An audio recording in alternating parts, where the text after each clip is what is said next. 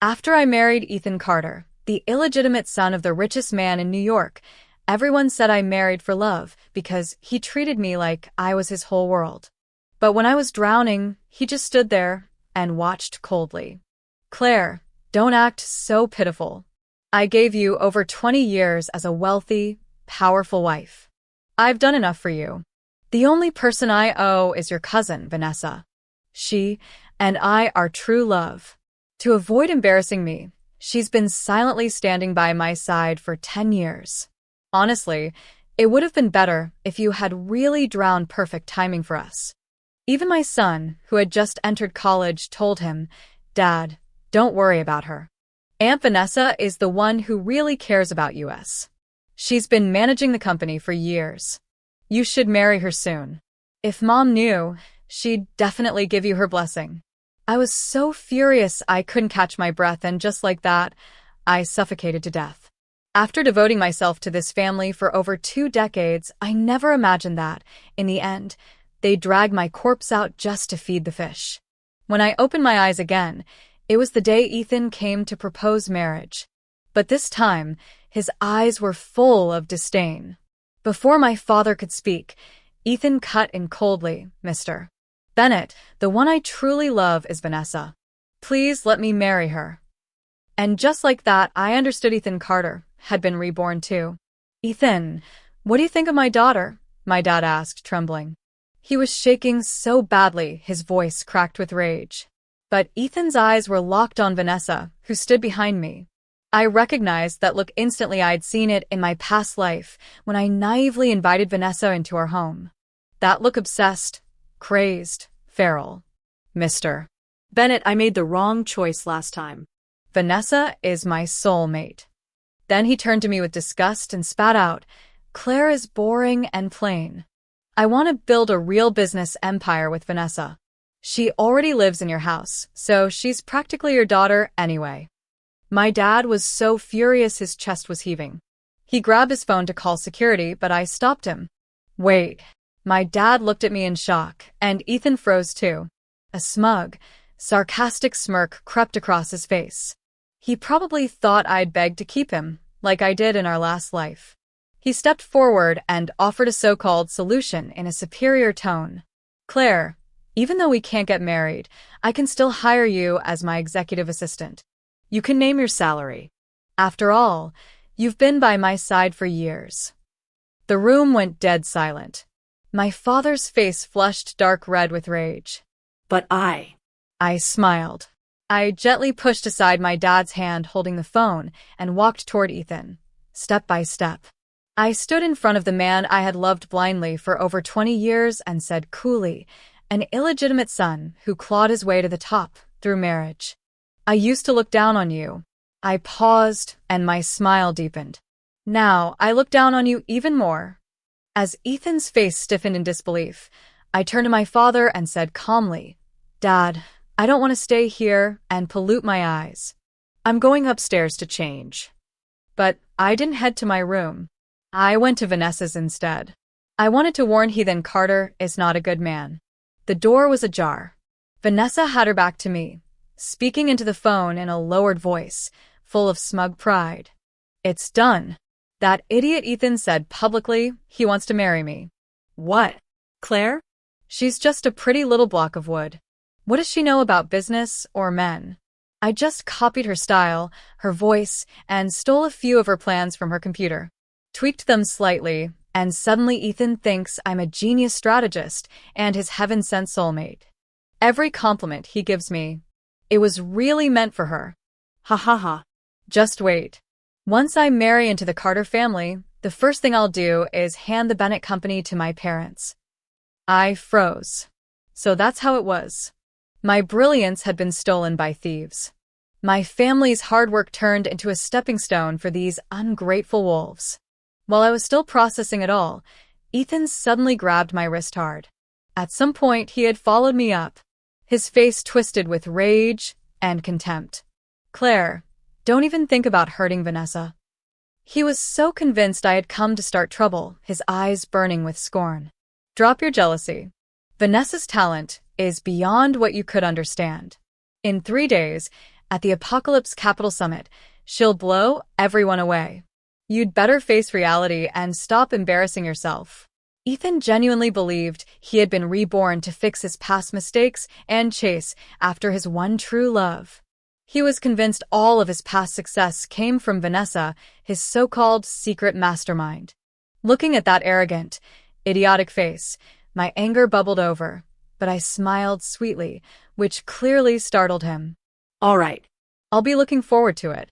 I want him to see it with his own eyes, watch his fantasy fall apart in front of him. 3 days later, at the Apocalypse Capital Venture Summit, I became the center of attention the moment I arrived. Not because of my business skills, but because I was that pitiful woman whose fiancé was stolen by her cousin. How shameless can she be? If it were me, I'd hide in a hole somewhere.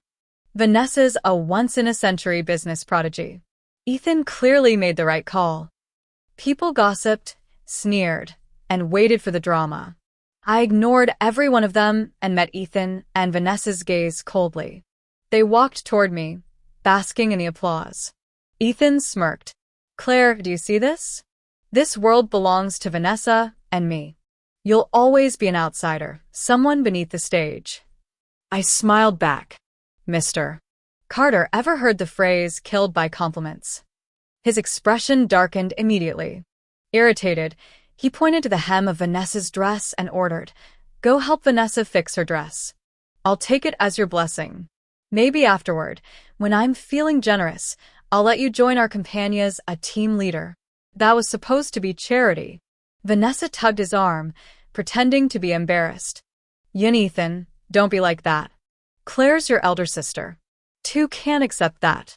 But as she spoke, she leaned toward me ever so slightly, clearly thrilled at the idea of me bowing to her. My stomach churned watching them play their duet of hypocrisy. Just then, the lights came on, and the vice president of Apocalypse Capital stepped onto the stage to host the summit. Good evening, ladies and gentlemen. Our special guest investor for this summit, the mysterious Mr. K, has expressed high interest in Miss Vanessa Collins's project, Tianshu. Let's now invite Miss Vanessa Collins to the stage for a one-on-one financing roadshow. The whole audience erupted. Countless flashes lit up Vanessa Collins as she walked on stage with a flawless smile. Ethan Carter lifted his chin arrogantly, glowing with pride. After all, he was Vanessa's biggest investor, the one who had pushed her into the spotlight. He leaned down to whisper into my ear, his voice low enough for only the three of us to hear. Do you see now? Vanessa's talent is my greatest trump card. Then he flung a document at me. The sharp edge sliced the back of my hand, leaving a shallow, burning cut. I caught it and looped in official statement, allegedly signed by me, saying I was voluntarily stepping down from our engagement, admitting I wasn't as capable as them, and offering them my heartfelt blessings. Don't make me do something drastic, he added coldly, eyes gleaming with disdain as if I were an insect he could squash at will. On stage, the host cleared his throat and spoke again, drawing everyone's attention. Mr. K has one more request. The room quieted instantly, every gaze drawn to the stage. Mr. K would like Miss Claire Bennett to also come up. Ethan's smile froze mid-face. Vanessa's eyes dimmed as if the spotlight had turned ice cold. The host continued, because we discovered that the core structure of Miss Claire Bennett's submitted project, Starlight, is identical to Miss Vanessa Collins's project, Tianshu. Gasps filled the room as every head snapped toward me. Ethan turned sharply with suspicion in his eyes, followed by the flash of fury. Vanessa was trembling now, all the color drained from her face. In the charged silence, I calmly straightened my collar and walked past them without a word. I stepped onto the stage, where a bright spotlight beamed down, illuminating me entirely. Behind me on the massive screen were two project diagrams. On the left, Tianshu. On the right, Starlight. Identical architectural layouts. Identical financial projections. Vanessa reacted first, her eyes rimmed red, her voice trembling. Sister, I know you never liked me, but why would you steal my hard work? One sentence, just one, and she cast me as the jealous, bitter villain in front of everyone. Ethan clutched her protectively, then pointed at me and roared to the crowd. She stole it. 3 days ago, I saw her sneaking into Vanessa's room with my own eyes. That's when she took the documents. His eyes blazed with hatred. Claire, I know exactly who you are. You're clever, sure, but you don't have the mind for business strategy. You're not even fit to be Vanessa's assistant. My father started to rush the stage, shaking with anger, but I raised my hand gently to stop him. I turned to the host. Words mean nothing. Since Mr. K is here and watching, why don't we let him pose a technical question on the spot? A live challenge. Let's see who truly created this project. Ethan immediately agreed on Vanessa's behalf. Perfect. Let her lose convincingly. He was utterly confident, blinded by his so-called second chance at life and this delusion of true love. He wanted to use this stage as a public execution to glorify his soulmate. A video feed of Mr. K appeared on screen. He wore a silver mask, only his sharp eyes visible, and asked a cutting-edge technical question. Vanessa's face turned ghostly pale. The question was far beyond her memorized lines. She opened her mouth but stammered, her thoughts jumbled, her explanation incoherent.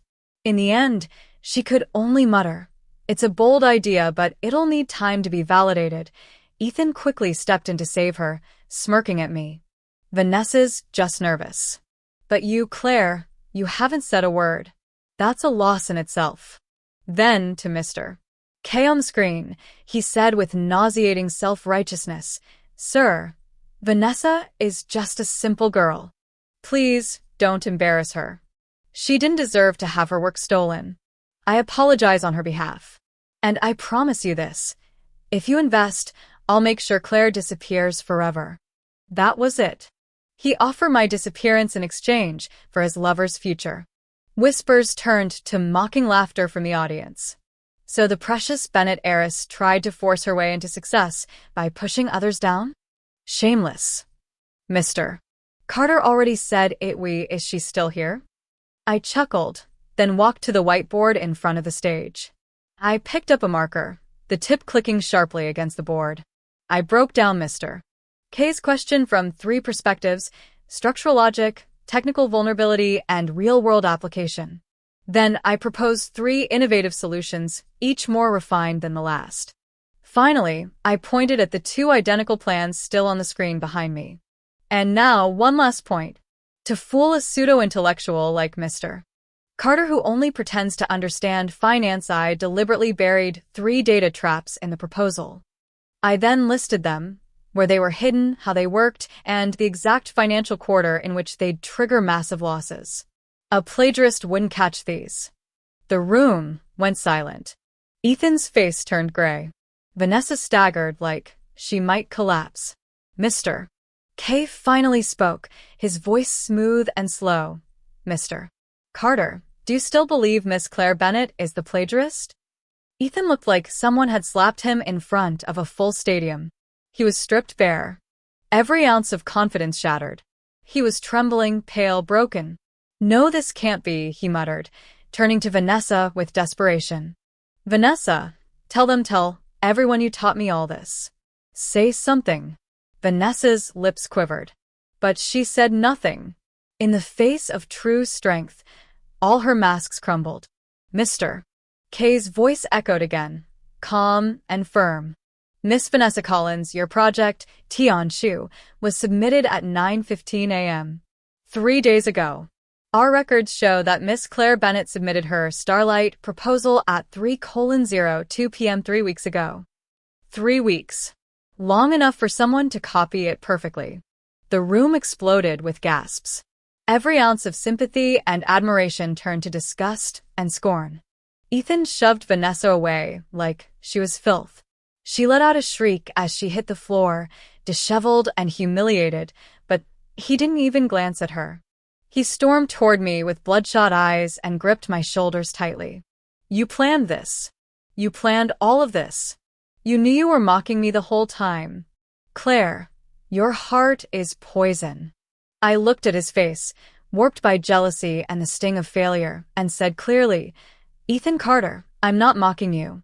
I'm just taking back what was always mine. At that moment, Mr. K slowly removed his silver mask. A pale, elegant face appeared on screen, and the room fell into dead silence once more. Even my father stood up in shock, lips parted, eyes filled with disbelief. Ethan looked like he'd been struck by lightning. His whole body froze. The hand gripping my shoulder fell limply to his side. His Adam's apple bobbed and he stammered, "Little brother-in-law, Mr. Kano," but there was no mistake. Lou Zachary, the real power behind Apocalypse Capital, was my uncle. Due to health reasons, he had been recovering abroad and rarely made public appearances. In my past life, after he passed away, I'd gone through his personal effects and discovered that he had been quietly watching over me the entire time, silently clearing obstacles from my path without asking for recognition. Now his gaze was fixed on me, heavy with regret and sorrow. "Claire," he said, voice trembling, "I'm sorry I came back too late." And with just that sentence, the room erupted. He turned to the crowd and declared, "From today onward, Apocalypse Capital will fully back Miss Claire Bennett's Starlight Project." Ethan Carter's entire body shook, but that wasn't the end. My uncle continued, "And I will unconditionally transfer 30% of my personal shares in Apocalypse Capital to my niece, Claire Bennett." His words dropped like a nuclear bomb. The room fell into stunned silence. The light in Ethan's eyes dimmed until there was nothing left but a hollow gray. Only now did he realize that in this new life, not only had he failed to correct his past mistake, she had willingly walked himself off the edge of the cliff. Murmurs broke out in every corner of the venue, and the looks directed at Ethan were full of ridicule and pity. This fool had chosen to offend the true god of wealth for a counterfeit. No, worse, the god of wealth's biological niece. After the summit, Ethan Carter and Vanessa Collins became the laughingstock of the entire New York elite. I sat in my uncle's car, staring at the blurry neon lights streaking past the window. My father sat in the passenger seat, turning around now and then to glance at me with guilt and worry. "Claire," my uncle said gently, handing me a file folder. "This is the equity transfer agreement. 30% of Apocalypse Capital is now yours." My fingertips trembled as I accepted it. "This is your birthright," he added. His face was pale with exhaustion. "When your grandfather founded Apocalypse, your mother was his chosen heir. If it hadn't been for," he trailed off, but I understood. In my past life, I had been too consumed by my blind love for Ethan Carter, completely ignoring the family legacy I was meant to inherit. By the time my uncle passed and Apocalypse collapsed, it was already too late for regrets. "Thank you, Uncle," I said solemnly. "From this moment on, I will protect everything you and Grandpa built." He was stunned for a moment, then smiled with visible relief. The car pulled up to the Bennett family estate, and my heart sank. My aunt and Uncle Vanessa's parents were already there, seated like squatters in the living room. The moment they saw us enter, my aunt burst into tears. "Brother," she sobbed dramatically, "you have to stand up for our Vanessa. She was framed. There's no way such an innocent girl would plagiarize anything." She was in hysterics, her makeup a mess, while her husband chimed in, "Exactly. Claire has always been cunning since she was a child. She's clearly jealous that Vanessa and Mr. Carter are in love, so she set up this elaborate trap." My father was shaking with rage. He pointed at them furiously. "You have the audacity to stand here and defend her after everything she's done? After this disgrace? You should be begging for forgiveness." I thought maybe my aunt would finally show a hint of shame, but instead, she turned her venom toward me. "Claire, don't think you're some big shot just because your uncle's backing you now. Don't forget why Ethan ever looked at you in the first place. If it weren't for Vanessa praising you every day and copying your appearance to please him, he wouldn't have even spared you a glance. You were nothing but a lifeless doll no one wanted." So that was it. The love I had devoted myself to for over 20 years in my past life, it had been fabricated from the very beginning, a lie sculpted by their hands. I smiled coldly. "So you admit it?" I stepped toward my aunt, eyes sharp as ice. You admit that Vanessa has been copying me from the very start. She flinched and stepped back, but still tried to defend herself. Copy? That's not copying, that's helping you. Without our Vanessa, you'd still be single, with your personality. Enough! My father roared and slammed a document on the table. This is a severance agreement my lawyer just drafted. As of today, your family has no ties with the Bennett family. Leave immediately. My aunt and uncle were stunned. You can't do this to us, my aunt screamed, lunging toward him. My father shoved her off without hesitation. Security, he barked. 2 guards came in and dragged them out. You can't do this. Claire. You ruined my daughter's future, my aunt howled as they were dragged away. I watched silently. There was no satisfaction, only a lingering coldness in my chest. Vanessa was still upstairs. Bring her down, I said quietly. She had been hiding the whole time, but now she was exposed and had no choice. She descended the stairs slowly, face pale, knees trembling. Claire, she sobbed. I'm sorry. I didn't mean for it to go this far. I looked at her and felt nothing but disgust. In the last life, she had slowly corroded everything that was mine, me career, my husband, even my son. I waved my hand. Escort her out. The guards took her away.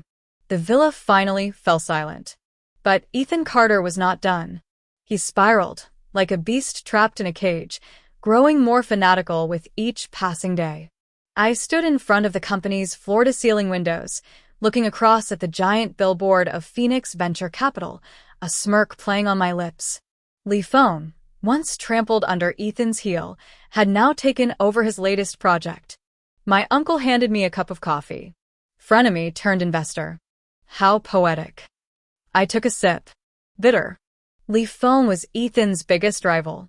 Now he's his last chance. In desperation, Ethan had signed a suicide pact. If his new platform didn't reach 1 million users in 3 months, Phoenix Capital would seize full control of his company. Has he lost his mind? My father asked, wide-eyed. I shook my head. No. He's just too confident. So confident that he's blind. So blind that he's stupid. The next day, Ethan Carter held a flashy press conference to launch his new platform, Skynet, claiming it would revolutionize the entire social media industry.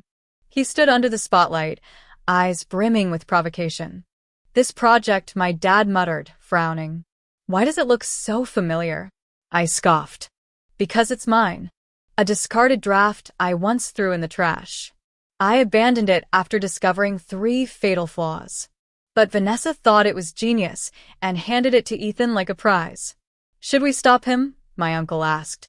No, I said, opening a folder. Let him fly straight into the storm. I even prepared the full analytical model of Skynet's failure curve. Once the number of users surpassed 500,000, the system would crash. And I paused, letting the silence carry weight. I had left a backdoor in the design, one that would automatically sync all user data to my private server. My dad and uncle exchanged a stunned glance, their eyes wide with disbelief. Claire, my dad whispered. To deal with a jackal, you have to be fiercer than one, I replied calmly. In the days that followed, I poured myself into the Starlight project and quietly tracked every update on Skynet. Ethan Carter was burning cash like there was no tomorrow. User growth skyrocketed. 3 days in, 400,000 users. 5 days, 450,000. 7 days, 480,000. My team worked around the clock, preparing for the final strike. On the evening of the 8th day, Ethan threw a lavish celebration in a luxury hotel. Celebrities and investors filled the ballroom. He stood center stage, glass raised, smiling as if he had already conquered the world. Thank you all for your support, he said. Tonight, I want to thank one person in particular, Claire Bennett. The crowd fell into a hush. Hundreds of eyes turned to me. I'd forced my father to attend tonight, and he now sat quietly in the corner, observing. Ethan lifted his glass higher. Without her, I would never have found my true self. That victorious gleam in his eye made me want to laugh. Claire, do you see? Without you, I only fly higher. Applause thundered through the room. Vanessa clung to his arm. Despite her pale face, her eyes sparkled with smug pride. I smiled and slowly raised my own glass. In my mind, I counted down. 3, 2, 1. The numbers on the massive screen behind him flipped. 499, 998-499, 999-500, 000. The moment it hit 500,000, everyone's phones buzzed simultaneously. The Skynet app went black. Users were kicked out. The system crashed.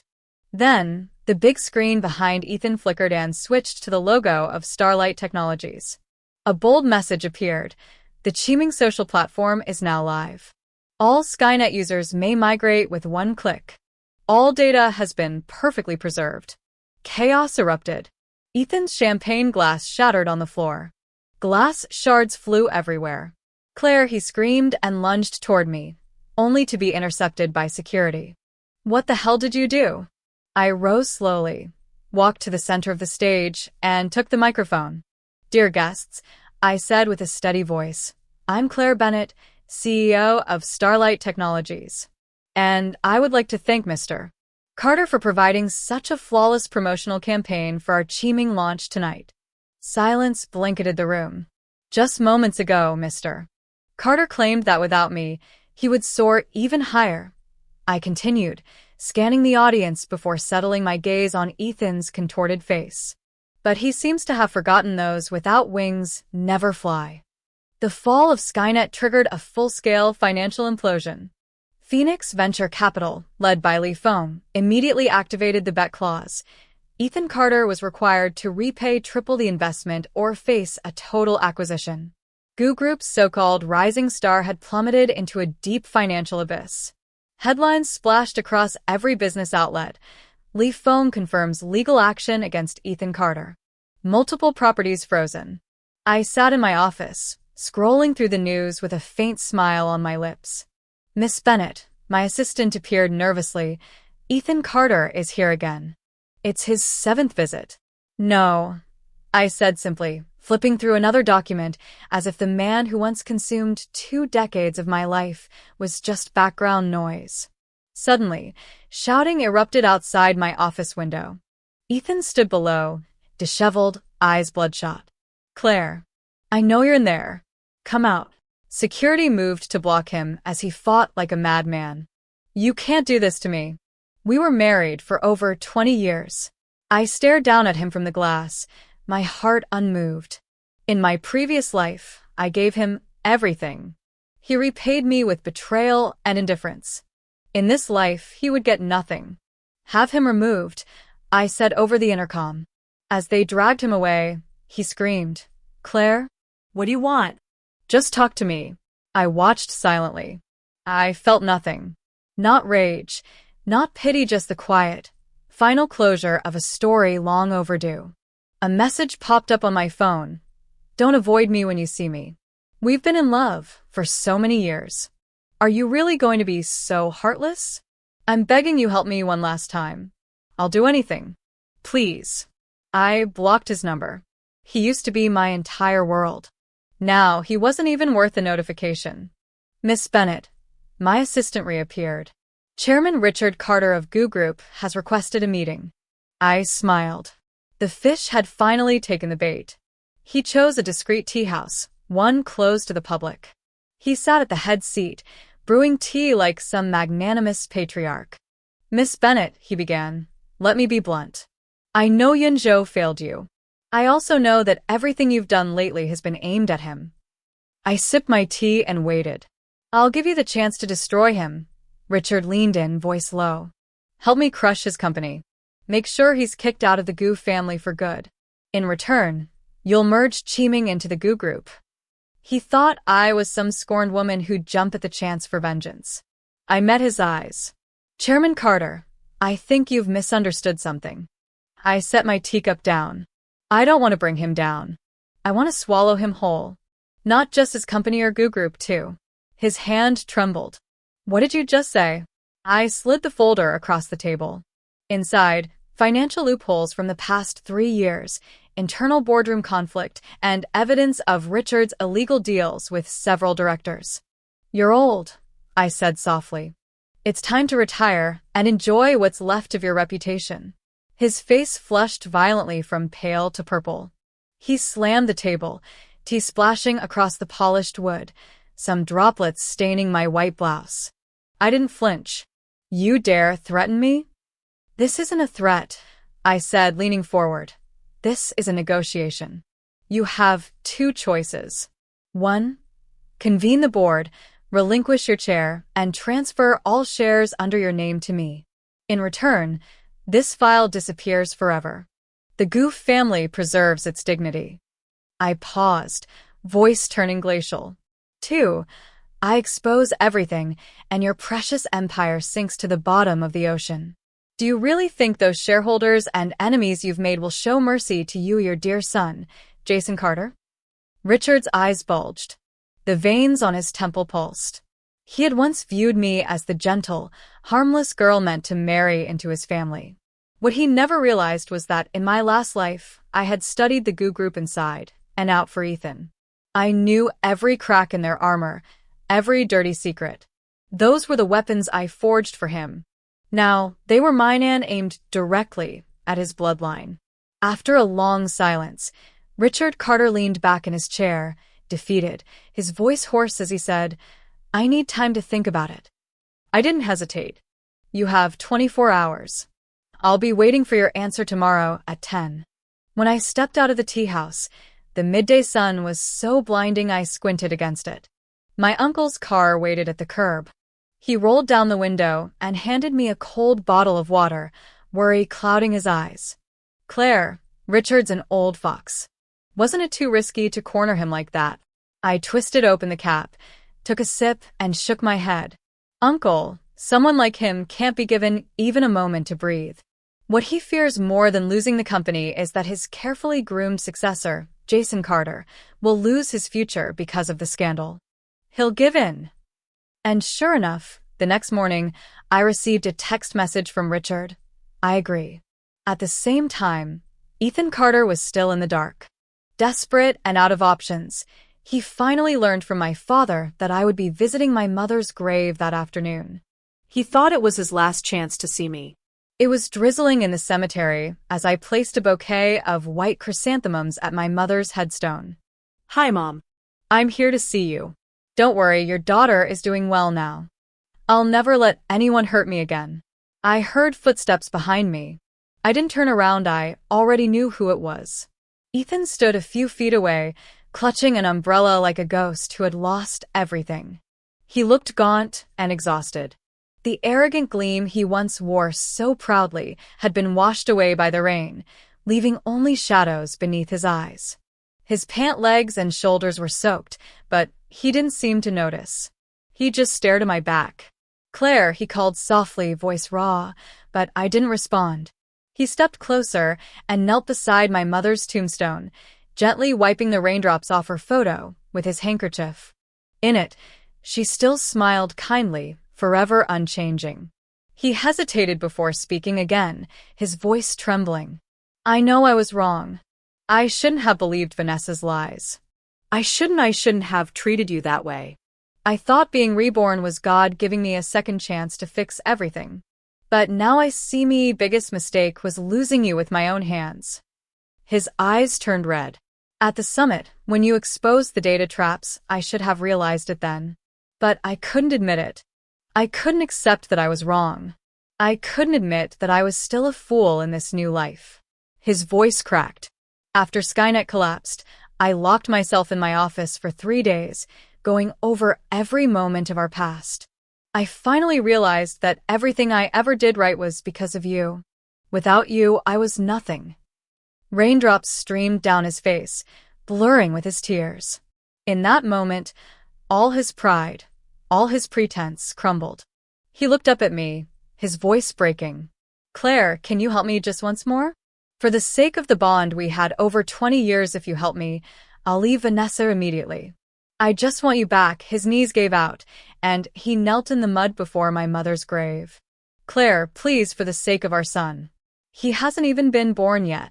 He had the audacity to mention a child the same son who, in my past life, told him to marry Vanessa quickly while I was drowning. I turned to face him, my eyes icy. "Ethan," I said quietly, "do you know that when I was drowning in my last life, I wasn't thinking about our marriage or the years I gave you. I was thinking about the road I paved for you, the opportunities, the sacrifices, and how in the end, all of it benefited you and that woman." I died with regret. His face went blank with shock. I smiled faintly. "So, you want to know if I'll help you again?" I stepped closer, my voice sharp. "I'll only take back what's mine with my own hands. Oh, and by the way, thank you and your father for your cooperation." Ethan looked like he'd been electrocuted. What do you mean?" he stammered. "I mean," I leaned in, "while you were busy wagging your tail and begging for mercy, your father transferred all his Goo Group shares to me." His pupils shook violently. "And Leaf Fong from Phoenix Venture Capital? He sold me all the debt he held in your company.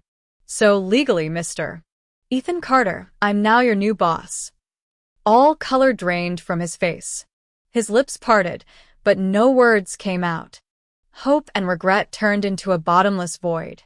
I pulled a document from my handbag and tossed it at him. "This is your termination notice. Considering you once gave me a comfortable material life, I'm offering you a severance package. Take the money. Leave New York. And don't ever appear before me again." The papers scattered in the rain, the ink running until the words blurred into nothing. Ethan looked up, soaked and broken, whispering, Why is it like this, why?" I looked at him, utterly unmoved. "Because you never truly loved me. You never saw my worth. You deserve this." And with that, I turned and walked away, umbrella open. As I reached the cemetery gates, I paused without turning back.